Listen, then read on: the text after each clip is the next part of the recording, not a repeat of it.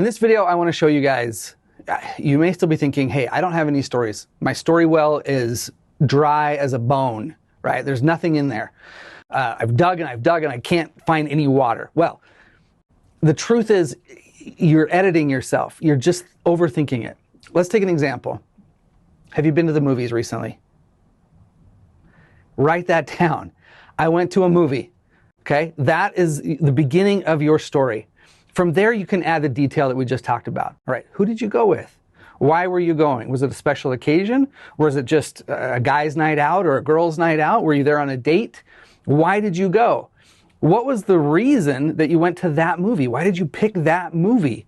Was it the Avengers, the End Game that's coming up here pretty soon? Because I just recently watched all of them and I have to know what's that final outcome, right? Just like in your business, you should know what your final outcome is. I need to know what that final outcome is. So I'm going to show up just like I showed up at that movie. It's that simple. You may think it's mundane.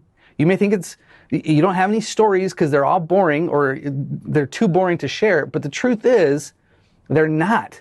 So just come up. Hey, I went to the store. I got some bread. I went home. Simple story, right? Beginning, middle, end.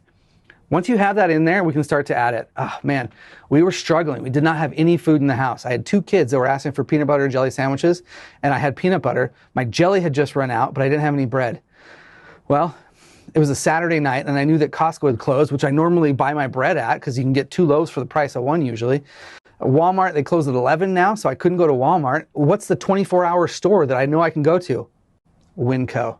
So, hopped in the car. I left the 2 kids at home, hoping that they wouldn't kill each other by the time I got home, trusting that my 8-year-old can take care of my 6-year-old. Don't call DPS on me. That's risky, I know. I sped down to Winco. Now, the entire time I had to worry about cops because I'm driving a car that my registration has expired. Again, don't call the cops on me, but I drove probably 10 miles over the speed limit the entire way to get to Winco so I could get bread, so I could get home and take care of my kids. The point here is that I did what was necessary. In your business, you need to do what's necessary. Doesn't matter what obstacles you have. It doesn't matter what stands in the way. You do what you need to do.